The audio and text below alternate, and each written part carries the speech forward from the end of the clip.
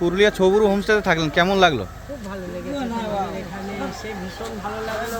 ভালো লাগছে ভাবতে পারিনি। পলাশ দেখলাম তোমাদের এখানে অদ্ভুত অপূর্ব, সেটা বুঝতে পারছি না।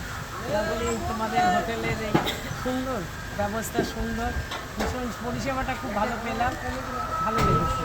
এক কথায় অনবদ্য।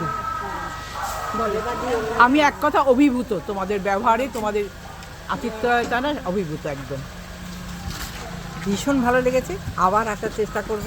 তোমরা ভালো থেকো, খুব ভালো লেগেছে।